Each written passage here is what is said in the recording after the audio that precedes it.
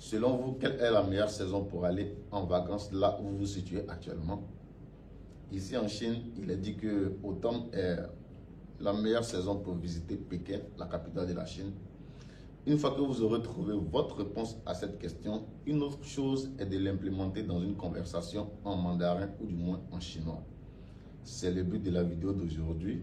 Nous allons voir 4 dialogues dans lesquels nous verrons un peu les différents cas de figure. Alors, asseyez-vous confortablement et on se retrouve après ceci. Alors,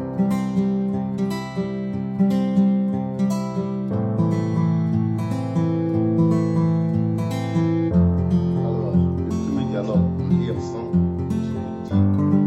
Là, on va la traduction.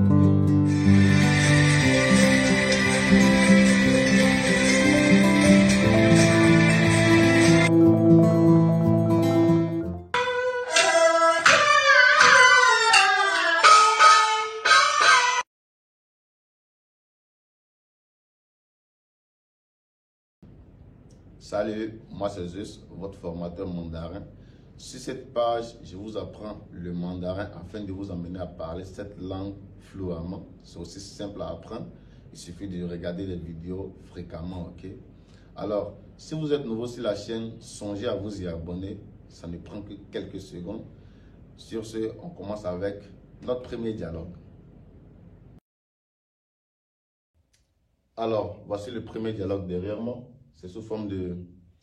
Il y a les caractères, il y a ça qu'on appelle les pinyin. Ok, donc ensemble, lorsque nous allons lire, vous répétez, vous mettez pause, ainsi de suite. Vous prenez note, ok. S'il y a des trucs que vous ne comprenez pas, vous me les laissez en commentaire. Je serai ravi de vous répondre, ok. N'hésitez surtout pas. N'importe quelle question, vous me le posez en commentaire, je vous répondrai. Alors, ensemble, ça donne ceci. C'est un contexte dans lequel A demande à B, selon toi, quel est le meilleur temps pour visiter Pékin? Et l'autre lui répond, le mois de septembre, ok? Le mois de septembre. Et l'autre dit, mais pourquoi le mois de septembre? Et le gars lui dit, le mois de septembre à Pékin, il ne fait ni chaud ni froid. Ok, actuellement nous sommes en hiver, nous sommes à peut-être moins 12 degrés. Alors, ensemble, nous allons, 我要去北京旅游. Tu vois, ça veut dire, je veux aller faire du tourisme à Pékin. Aussi simple que ça. 我要, répétez après moi. 我要去北京旅游. Ouais, moi par exemple, je lis les caractères. Pour vous qui ne connaissez pas encore les caractères, vous allez lire le pinyin.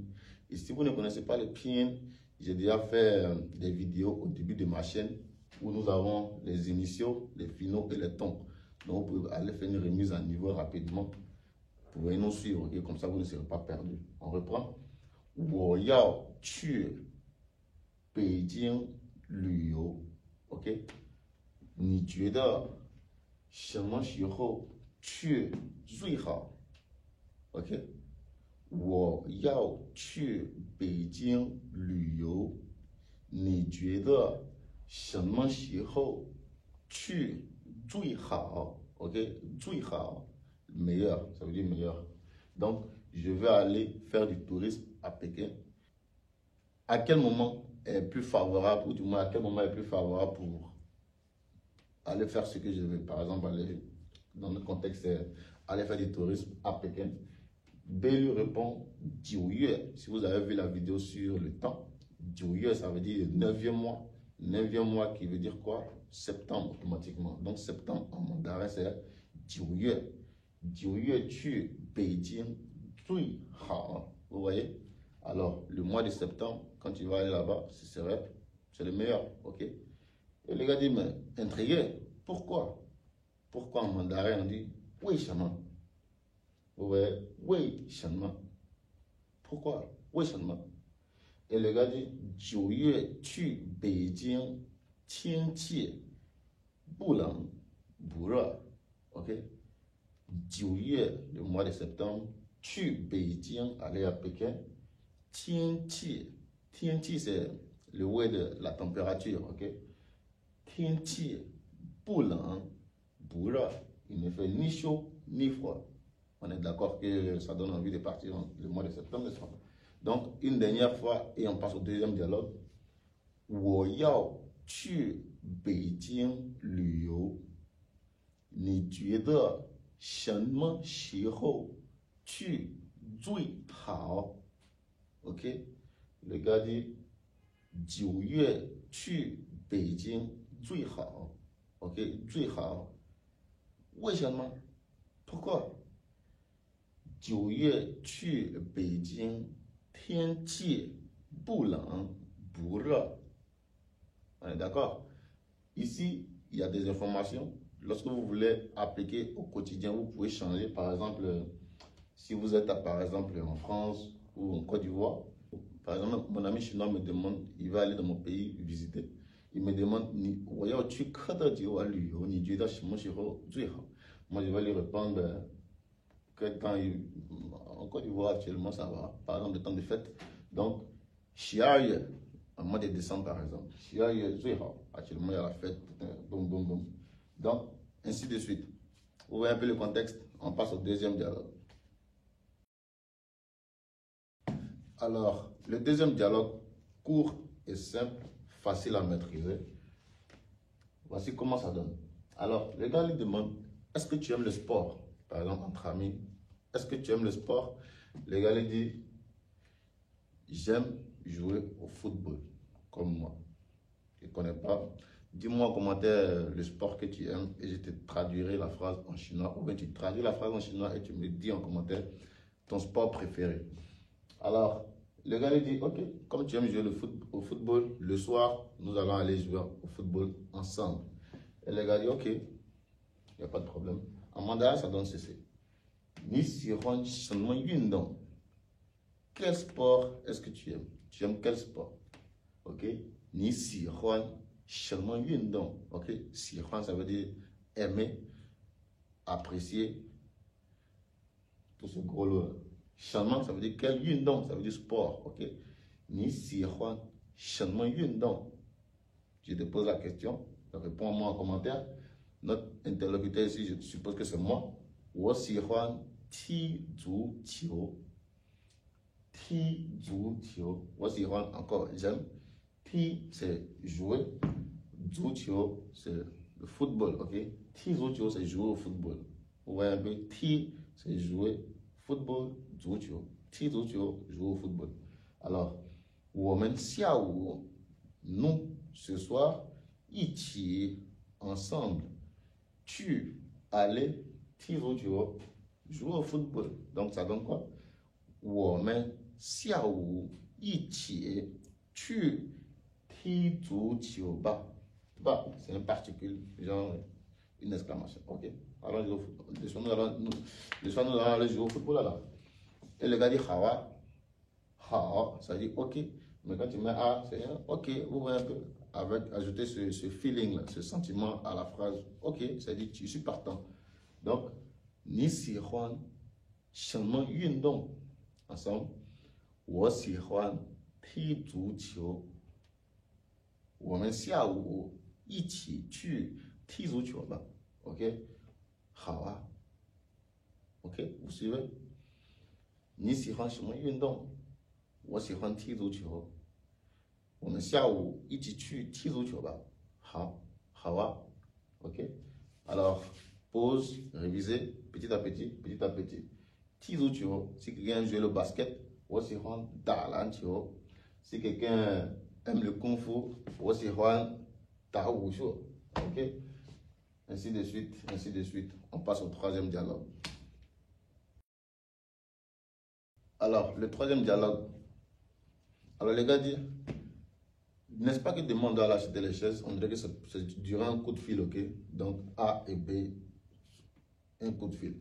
Donc A demande à B, n'est-ce pas qu'on doit acheter les chaises? Et B lui demande, ok, quand est-ce qu'on ira acheter? Maintenant A lui demande, apparemment B n'est pas sur place. Et demain soir, que penses-tu de demain soir? Penses-tu que d'ici demain soir, tu seras déjà de retour? Et le gars dit, à 15h, beaucoup là-bas, il sera déjà de retour. En fait. À 15h, beaucoup. Donc, quand il sera là, ils iront acheter les chaises. En mandarin, ça va donner ceci. Women, yao bu yao. Ce type-là, c'est une grammaire qu'on va voir ultérieurement, ok? Pour l'instant, apprenons ça seulement comme ça. 我们要不要去不？我们要不要买几个新的椅子？ C'est une question. N'est-ce pas qu'on doit acheter de nouvelles chaises? Et le gars dit, Hawa, ok. 什么时候去买 ？OK， 什么时候去买 ？Quand est-ce qu'on ira acheter？ 明天下午怎么样？你明天几点能回来 Il lui a demandé à quelle heure qu'on ira acheter. Le gars dit demain soir. Mais penses-tu que tu seras déjà de retour? Le gars dit d'ici 15 heures, beaucoup, il sera déjà là. Donc c'est ce que ça veut dire. Ensemble, on lit 我们要不要买几个新的椅子 ？OK， 我们要不要买新的椅子？好啊 ，OK。On peut dire hao, ça veut dire ok. Mais lorsque tu mets hao, c'est un peu comme si, d'accord, vous voyez un peu, avec ce petit sentiment là-dessus. 什么时候去买 Quand est-ce qu'on ira acheter? 明天下午怎么样 Que penses-tu de demain soir? 明天下午怎么样？怎么样？你明天几点能回来 Quand est-ce que tu penses? À quel moment penses-tu être de retour? Ok?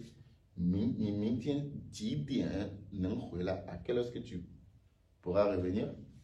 3点多，3点c'est 15 heures, 3点多 15 heures beaucoup là-bas. Bon, c'est comme ça on dit quoi.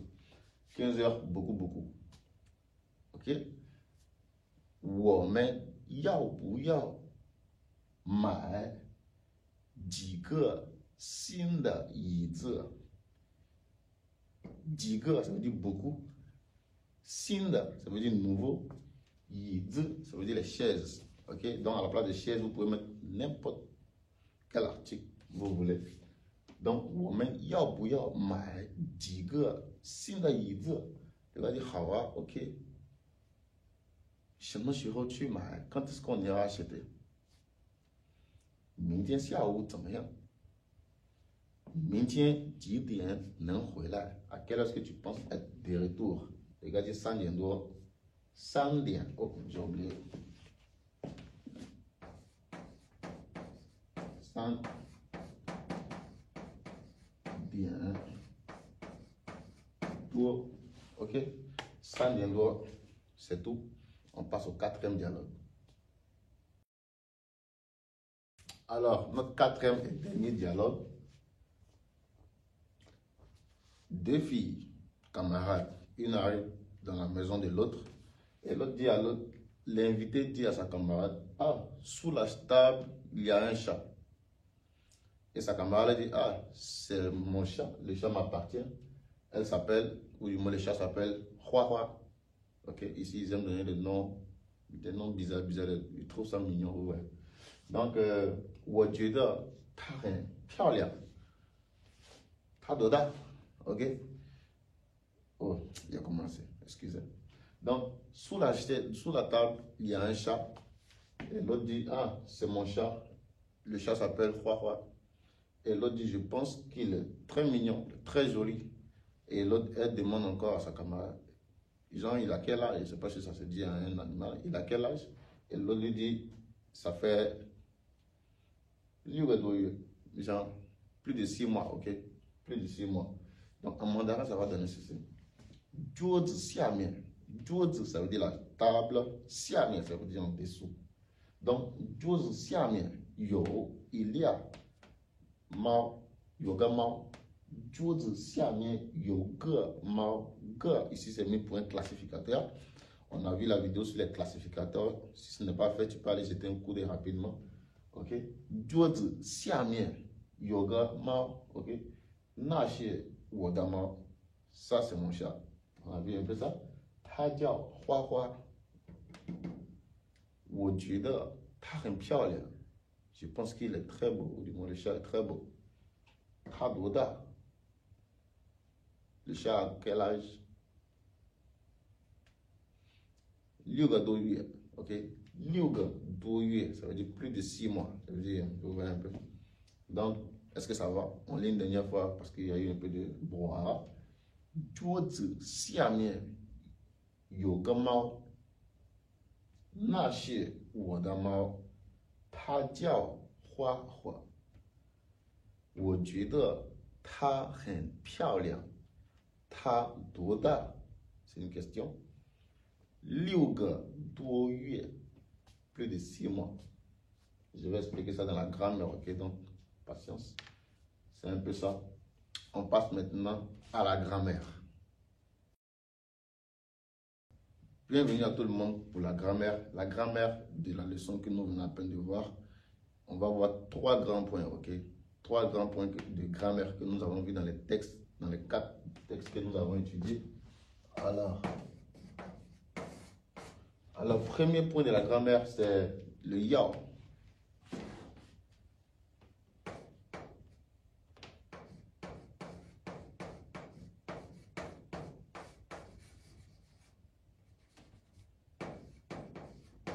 Ok? Le yao. De base, le yao veut dire vouloir. De base, ça veut dire vouloir. Et c'est un verbe. Ok? Mais dans le contexte que nous avons vu dans notre texte, ou du moins dans notre dialogue, le yao ne s'utilise pas comme un verbe, mais s'utilise comme un verbe auxiliaire. Pourquoi?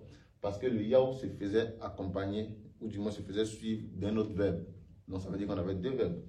Par exemple, je vais prendre par exemple mon nom. Ok? Charlie yao xue xi fa yu. Je ne vais pas mettre le pied. Charlie yao xue xi fa yu. Vous voyez un peu? Ici, le yao est là, notre verbe auxiliaire. Et xue xi, qui est le verbe étudier. Ok? Charlie veut étudier le français. Ça, c'est la langue française, ok, le français. Donc, Charlie yao xue xi fa yu. Vous voyez ici, le yao est utilisé derrière un verbe. Donc, ici, il nous sert de verbe auxiliaire. Et ce que ça signifie, c'est que le yao utilisé avant un verbe principal nous indique, ou du moins le degré d'un désir, en fait. Le désir de vouloir faire la chose. Ok? Un désir ardent, si je peux dire ça comme ça. Donc, yao xue xi fa yu. Dans notre cas, on avait dit quoi? Yao bu yao mai ji ge xin de yi zi, n'est-ce pas? Donc, si je prends un peu une deuxième phrase.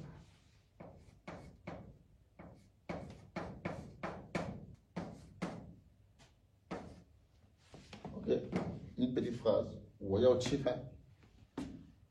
Wo yao qi fan. Ici, ça c'est le verbe auxiliaire. Ça c'est le verbe auxiliaire. Ok? Ça indique le désir de vouloir faire la chose. Accompagné de yao, ça veut dire il n'y a pas de solution. C'est ça que je veux faire. Ok? Et ce yao, la négation, on ne va pas utiliser le bout directement derrière le verbe auxiliaire. Non. Parce qu'on avait dit la négation, c'était un bout. Si par exemple je dis tu, si je dis tu, la négation de tu, c'est bout tu, n'est-ce pas? N'est-ce pas? Alors que dans notre contexte ici, le yao, sa négation,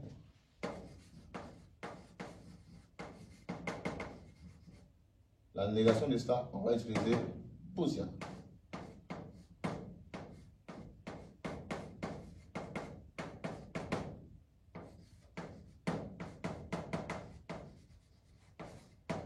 Poussière.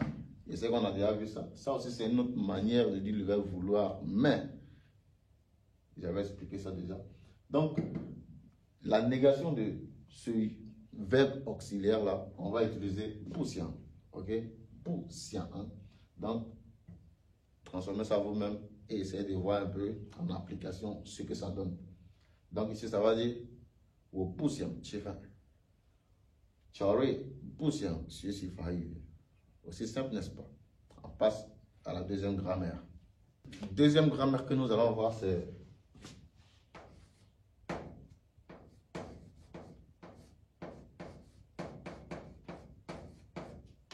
si vous avez vu ça, ça veut dire quoi?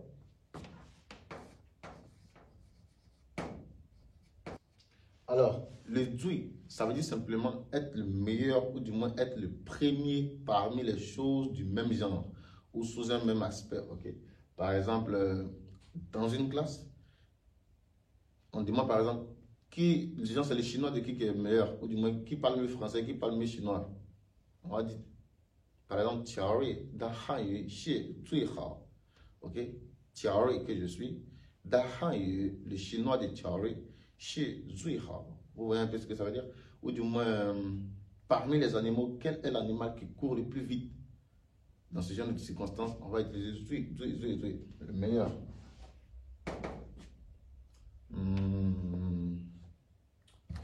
Meilleur. Premier.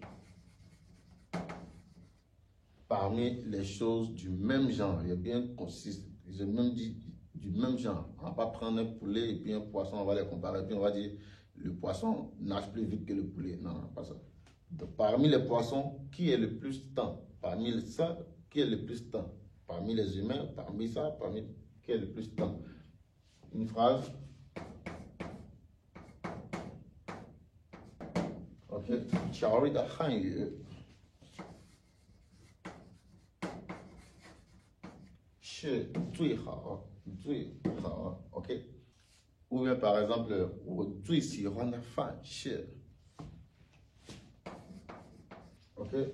Par exemple, 我最喜欢的饭是 genre le repas que j'aime le plus c'est 我最喜欢的饭是 我最喜欢的饭是 et puis tu mets par exemple什么 ok? Donc, troisième grammaire. Alors, notre troisième grammaire, c'est duo. Duo signifie plus, ok?